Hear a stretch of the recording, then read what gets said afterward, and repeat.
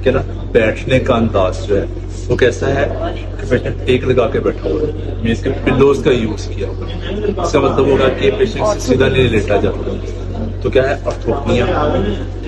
PND क्या चीज होती है कि पेशेंट को रात के टाइम पे सांस खराब होता है, उठ के बैठ जाता है, तो पीएनडी पहले होता है, ऑर्थोपनिया बाद में होता है।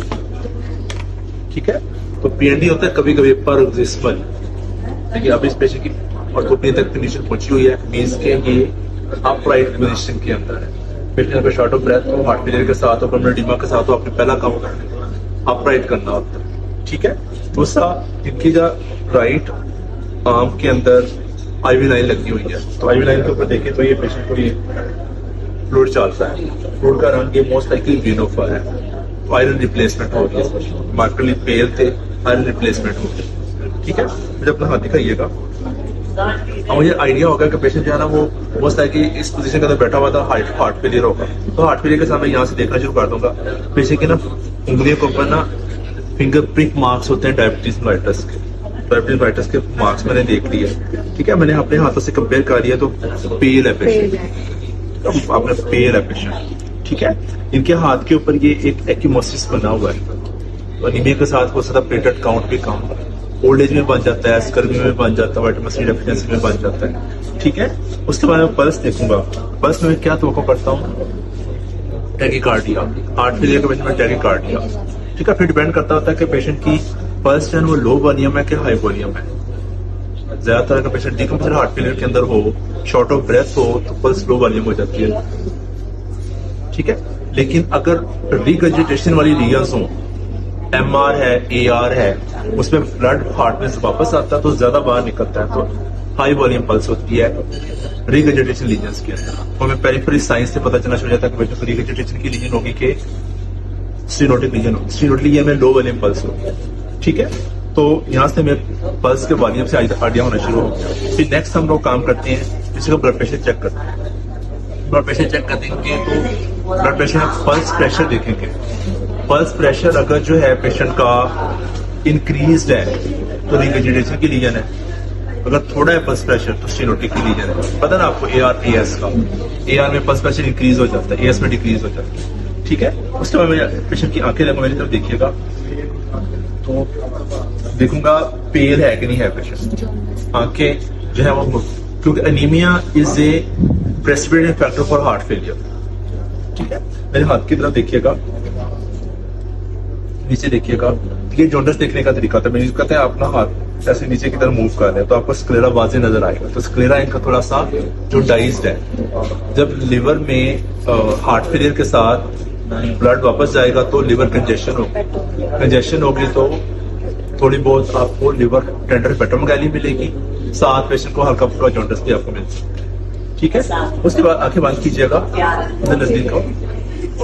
इनकी ना आंख के ऊपर आपको ये येलो सा डॉट नजर आ रहा होगा। ठीक है, तो ज़ैंथोमा ढूंढने की कोशिश करनी है, इस आंख के ऊपर है। ठीक है, शुक्रिया। और आपने ज़ैंथोमा ढूंढने की कोशिश करनी है। ये इनको ये लीजन डेवलप हो रही है, इसको हमें सस्पिशियसली देखना चाहिए। ये अपना खासतौर पर बेसल सेल कार्सिनोमा या स्क्वामस सेल कार्सिनोमा तो नहीं है, जो पल्ली पेट्यूल टाइप इसकी लीजन फाइंड है। ठीक है, उसके बाद जो हार्ट फेलियर के पेशेंट में जरूरी चीज है ना, अब इस तरफ से आइएगा, वो है इनकी नेक के अंदर पल्सेशंस। मैंने देखना है कि पल्सेशंस हैं कि नहीं है। ठीक है, तो अगर इधर से देखो आप लोग तो ये पल्सेशंस मौजूद है, हमें इस पल्सेशन का अपर बॉर्डर देखना है। और मैंने ये पल्सेशन का गौर करो तो ऐसे डबल पल्सेशन है, ये नजर आ रहा है। ठीक है, ये यहाँ तक है, इसका अपर बॉर्डर यहाँ तक है, एंगल ऑफ मैंडिबल के ऊपर, मैंडिबल तक है। ठीक है, मैं इसके ऊपर हाथ रखूंगा, हाथ रख के मैं देखूंगा पल्सेशन गायब हो गई कि नहीं हो गई, तो पल्सेशन खत्म हो गई। पल्सेशन खत्म होने का मतलब है कि वीनस पल्सेशन थी, तो वीनस पल्सेशन थी, डबल पल्सेशन थी, प्रेशर से जो है वो बंद हो गई है, तो इसका मतलब है वो जेवीपी रेस थी। जेवीपी मेजर करने का तरीका क्या होता है, एक पेंसिल दीजिएगा, एक पेंसिल और दीजिएगा,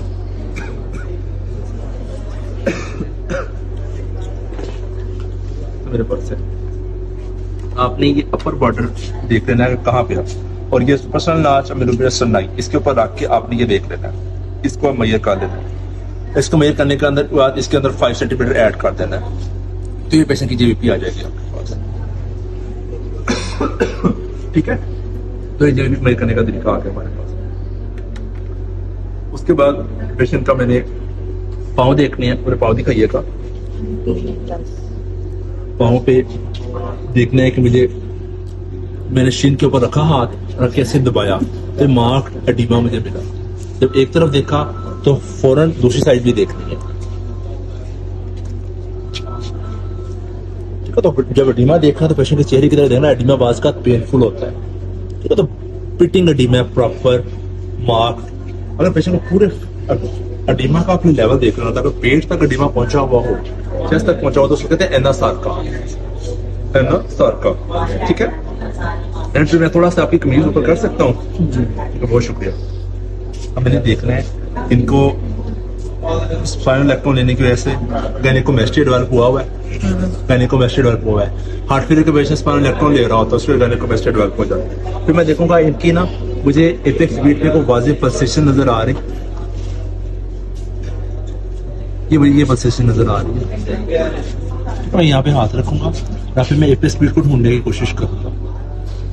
ठीक है, एपेक्स बीट जो है अगर डाउनवर्ड एंड आउटवर्ड हो, अपनी जगह से हिली हुई है, वापस दूसरी तरफ गई हुई है, इसका मतलब है कि हार्ट एनलार्ज्ड है। हार्ट एनलार्ज होगा किसके टिश्यू के अंदर? रिगर्जिटेशन की लीजन्स में, जस्टिनोटिक लीजन में हाइपरट्रोफी होने के बाद हार्ट डायलेट होना शुरू हो गया। ठीक है, हार्ट फेलियर के अंदर डायलेटेड कार्डियोमायोपैथी हो तो हार्ट ऐसे डायलेट होना शुरू हो गया। ठीक है, मानिए कि मैं यहाँ पे हाथ रखूंगा, ये वेल्वुलर हार्ट डिजीज है। तो एपेक्स बीट क्या चीज होती है? Lower most and outer most part of the pulsation, जहाँ पे हमें पल्सेशन फील होती है। मुझे यहाँ पे पल्सेशन फील हो रही है, तो ये एपेक्स बीट इस जगह पे होना चाहिए, तो ये यहाँ पहुंची हुई है, तो एपेक्स बीट शिफ्टेड है। तो एपेक्स बीट शिफ्टेड के साथ मैं इसको काउंट करूंगा। Suprasternal large, second intercostal space, third, fourth, fifth और ये सिक्स्थ इंटरकोस्टल स्पेस में ऑलमोस्ट पहुंची हुई है, और ये ऑलमोस्ट एंटीरियर एक्सिलरी लाइन के ऊपर है। तो एपेक्स बीट शिफ्टेड है इस पेशेंट की। ठीक है, इसका मतलब है कि इनकी हार्ट डिजीज में साथ वेल्वुलर हार्ट डिजीज भी है। हार्ट फेलियर की cause is valvular heart disease. ठीक है, मैं हाथ यहाँ पे रखूंगा पल्मोनरी हाइपरटेंशन देखने के लिए। फिर मैं P2 देखूंगा और एओर्टिक वेल्व को देखूंगा। ठीक है, उसके बाद मैं हार्ट सुनूंगा। अब मैंने क्योंकि यहाँ से अंदाजा लगा लिया था कि पेशेंट की पल्स चैनल हाई वॉल्यूम है और एपेक्स बीट की शिफ्टेड है, तो रीवेजिटेशन की लीजन होगी। तो मेरे हार्ट में मरमर कौन सा एक्सपेक्टेड है? MR या AR? MR या, क्योंकि हाई वॉल्यूम पल्स थी ना, तो हाई वॉल्यूम पल्स के साथ मैं क्या करूंगा, तो देखूंगा कि स्टेथोस्कोप चाली कि नहीं चाली। चलने के बाद यहाँ पे रखा, मैं यहाँ पे स्टेथोस्कोप रखी।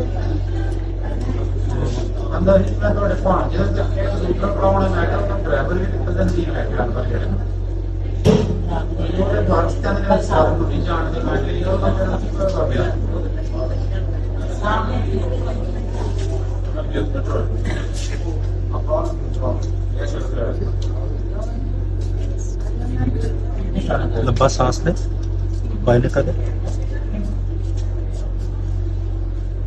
बहुत शुक्रिया, बहुत शुक्रिया।